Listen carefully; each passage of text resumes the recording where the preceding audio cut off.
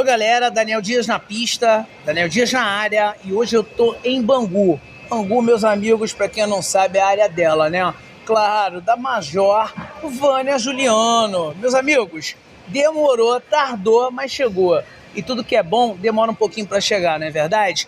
E essa aqui, meus amigos, vai se apresentar pra vocês. Ó, quero contar com aquele like maroto desde já, porque olha, fortalece demais o canal. E outra coisa, o YouTube só recomenda esse vídeo se você deixar o joinha, deixar o like. Não custa nada, é só apertar o botão. E esse botão aí, vermelho, inscrever-se, também não custa nada para você apertar o botão inscreva-se. E vá comentando a cada tema que a gente vai conversando, eu e a Major, o que você tá achando da entrevista, valeu?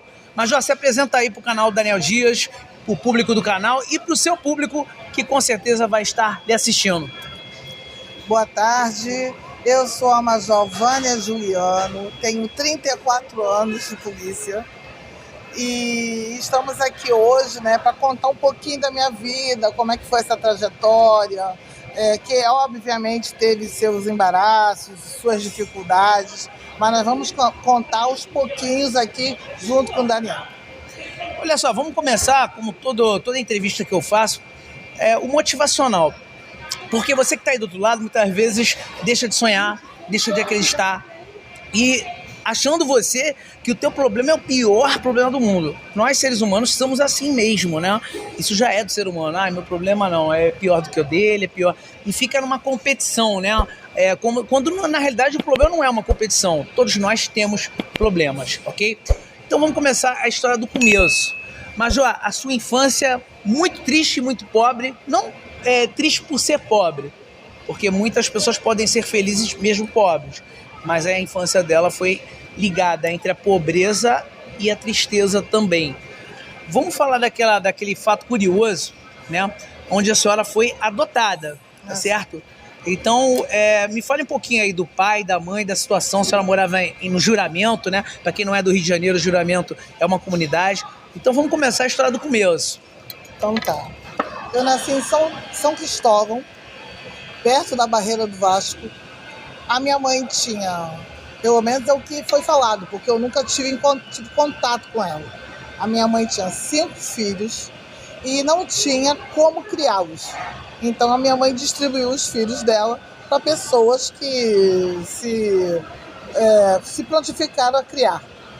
A minha mãe saiu dia 29 de maio, às 18 horas, foi quando eu nasci. A minha mãe me colocou num paninho, num lençol e saiu para me jogar fora, no lixo. Aí ela descobriu, alguém comentou para ela que tinha uma pessoa que estaria interessada em adotar uma criança. E ela foi até essa pessoa e ela resolveu me adotar. E aí foi aí que começou a minha história. Isso aí foi em São Cristóvão. O local, São Cristóvão, é uma comunidade do Rio de Janeiro. Ali se chama até Barreira do Vasco. Barreira do Vasco. E lá a casa era pequena, era humilde, às vezes enchia, né? Entrava água, era complicado. E nós saímos de lá e fomos morar em Jacarepaguá. A minha mãe recebeu um convite para ser caseira em Jacarepaguá. Complicado também, porque a escola era um pouco longe, né? Era tudo longe, Jacarepaguá era tudo longe. Agora mudou um pouco. E aí a gente pegava carona no caminhão de lixo. Eles ficavam na estrada pedindo carona para poder estudar, porque não dava para a gente ir andando e muito menos tinha dinheiro para ir de ônibus. Então a gente pegava carona no caminhão de lixo. Eu tinha inclusive uma amiga, que ela se chamava Edna, e a Edna, ela morava no lixão. E a Edna, a comida da casa dela era feita a lenha. E a Edna tinha aquele odor, né, na pele, peculiar, né, do fogo a lenha. E aí, muitas das vezes, a gente era humilhada na escola, porque não tínhamos condições de estar em determinado lugar, não tínhamos dinheiro, as roupas não eram tão bacanas, tão transadas, tipo, um tênis bonito. A gente tinha aquela coisa bem básica, né, para poder estudar e conseguir chegar em algum lugar. Depois disso, a gente foi morar em Vaz Lobo. Vaz Lobo também foi outro problema, porque a gente não tinha água. A gente tinha água para tomar banho, que era água de poço, né? Água de poço, lavar roupa, a gente podia até lavar. O problema todo é que não tinha água de consumo. Então a gente tinha que carregar água. Pegava uma latinha de 20, colocava na cabeça, tinha que subir o morro, o juramento todo, passar para o outro lado e vir carregando a água para o consumo, que era para fazer comida e para beber. E enquanto isso, meu pai trabalhava, à noite a gente brincava um pouquinho na rua, na praça, e meu pai ficou doente. E aí meu pai faleceu, e a gente ficou com uma dificuldade muito grande, que o papai fazia muito horas extras. Quando o papai morreu, nós ficamos numa situação muito difícil, porque não tínhamos, primeiro que a renda familiar caiu, e segundo que a doença do papai consumia todo o pagamento dele. E essa situação foi muito ruim pra gente. Eu dava aula em casa, às vezes fazia faxina, sem contar que nós tínhamos que carregar água, era complicado. Mas eu tinha uma coisa boa, porque eu era estudiosa. E o meu pai, ele tinha um pensamento diferenciado, tipo, minha filha, eu quero você trabalhando, estudando, quero você com o seu carro e com a sua casa. Não se preocupa com outras coisas. As outras coisas virão com o tempo.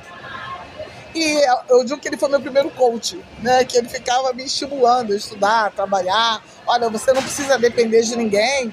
Então, o papai sempre me ensinava a trocar botijão de gás, até atirar, até fazer munição, né? Ele comprava aquele pólvora e tal, a gente fazia munição, porque ele era caçador também, ele pescava, caçava. Então, meu pai foi me ensinando a me proteger, a me cuidar. Então, eu tinha já esse entendimento que eu precisava estudar e ter as minhas coisas, sem depender de ninguém. E foi assim que tudo começou. Quando ele faleceu, uma situação triste que aconteceu comigo, que nós fomos para o enterro e quando nós voltamos, tinham levado tudo de casa. Levaram a plantação do meu pai, a criação. E naquele momento eu cheguei à conclusão que eu precisava reagir. Porque era eu e minha mãe. E a situação era muito difícil, né? As pessoas não respeitavam muito essa questão de não ter um homem dentro de casa, né? Isso aí a sociedade naquela época era complicada. E aí eu tive que reagir. Eu fiquei muito brava, fiquei muito zangada, né? As pessoas queriam sempre tirar vantagens, abusar, e eu virei um monstro. Mas sempre estudiosa, sempre com aquilo na cabeça. Que meu pai falava assim, ó, se eu morrer e você não estiver bem, eu não vou descansar em paz. Então eu fiz esse acordo com ele, eu vou fazer tudo que eu puder para conseguir vencer na minha vida. E foi assim que tudo começou. Eu pegava livros que o pessoal descartava no lixo, eu não tinha dinheiro para fazer preparatório, e ficava estudando aqueles livros antigos. Ficava estudando, fazendo exercício, passava às vezes a noite toda acordada fazendo aqueles trabalhos. Deu certo, que aí eu passei na verdade em 2 concursos públicos. Um era a Petrobras na época e o outro era a Polícia Militar.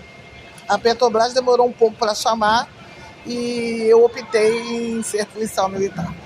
Tá bom, mas antes da gente começar a falar da Polícia Militar, eu queria relembrar uma coisa que a senhora passou na sua infância, ligado ao racismo, que é uma coisa muito atual, sempre é atual falar de racismo, não é verdade? Infelizmente, né? Porque tem o babaca otário ainda que acha que realmente a cor da pele faz efeito ou faz diferença sobre as demais cores de pele. Quando não, né? Na verdade, realmente é uma pequenez muito grande dessa pessoa. É um babaca, é um otário.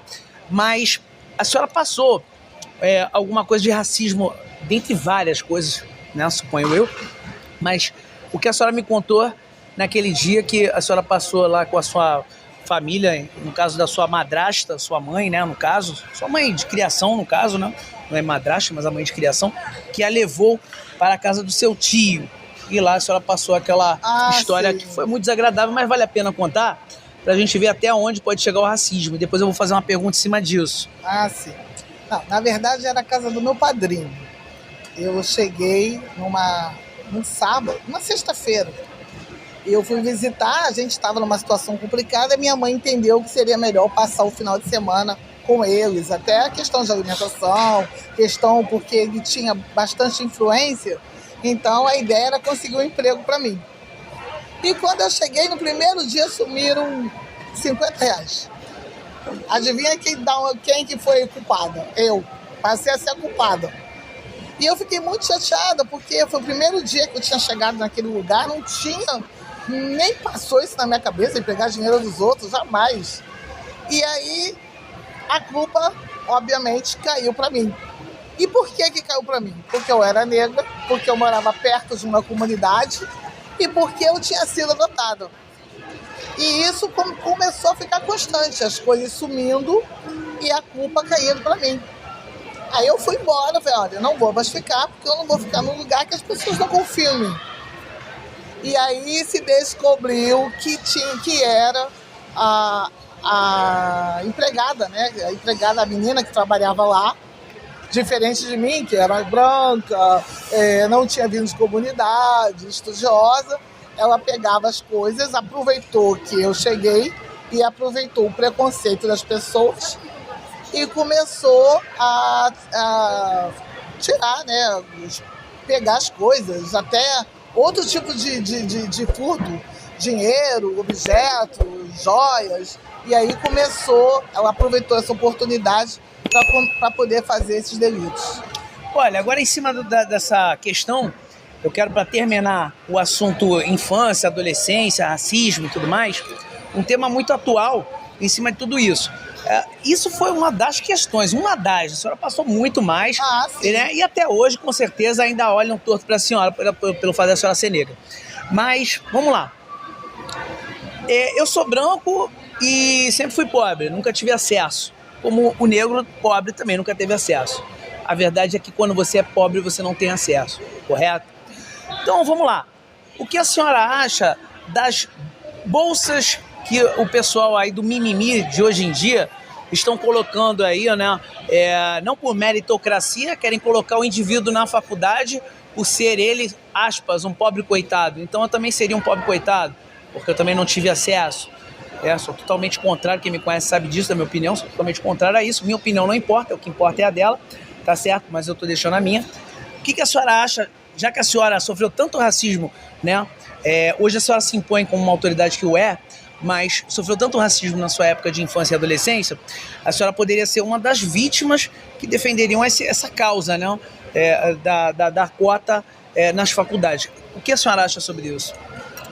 Olha, na minha época não tinha esse trabalho social. Não tinha cotas, não tinha essa preocupação com os menos favorecidos. Então, a gente não tinha essa preocupação de que eu vou conseguir cota, vou conseguir alguma coisa, alguém vai me dar alguma coisa. A gente pensava assim, em estudar e conseguir alcançar o objetivo. Então, eu consegui tudo isso sem precisar de cotas.